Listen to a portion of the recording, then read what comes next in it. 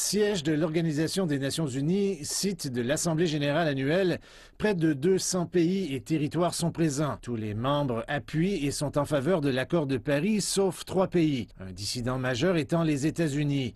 Une des réactions immédiates de l'ONU au retrait des États-Unis début juin est venue directement du sommet. Le secrétaire général a encore été très clair hier et aujourd'hui que tous les pays doivent jouer un rôle dans ce dossier. À l'extérieur du siège de l'ONU, ce jour-là, les gens semblaient vaquer à leurs occupations avec un air d'incrédulité, alors que l'accord de Paris apparaissait sur le point de s'effondrer. L'accord de Paris, chaque pays dans le monde en fait partie, à l'exception de 3 pays, y compris nous maintenant. Je pense que si vous êtes le président des États-Unis, vous devez penser non seulement au pays, mais aussi à nos liens avec d'autres pays. Un État insulaire craint pour son avenir. Fidji, un archipel de 300 îles dans le Pacifique Sud. Le changement climatique n'est pas nouveau pour eux.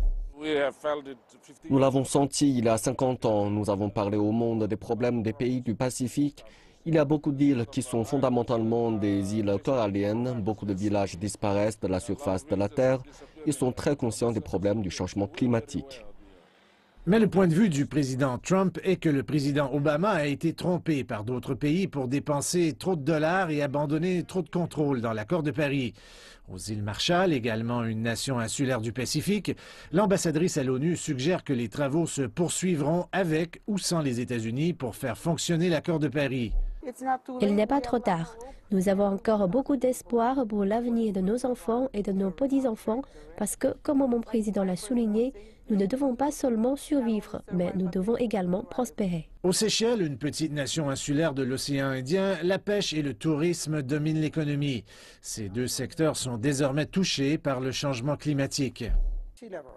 Pour les petits États insulaires, c'est l'élévation du niveau de la mer, la hausse des températures de la mer, la sécurité de l'eau de sécheresse, ce genre de choses et tout est lié. Il estime que ce retrait de l'accord de Paris a ouvert la porte pour que d'autres prennent plus de responsabilités. Ce que le retrait de l'administration Trump de l'accord de Paris a fait, il a ouvert la porte pour que la Chine et l'Inde travaillent avec l'Europe et, espérons-le, le Canada assume le leadership en matière de changement climatique. Et cela est très important non seulement en raison du climat, il y a aussi des raisons économiques et commerciales. La nuit où les États-Unis ont quitté l'accord de Paris, les bâtiments importants de New York ont été éclairés en vert. Maintenant, plusieurs mois plus tard, lors de l'Assemblée générale de cette année, on estime que le processus prendra au moins 4 ans. Il pourrait y avoir une nouvelle administration à Washington d'ici là.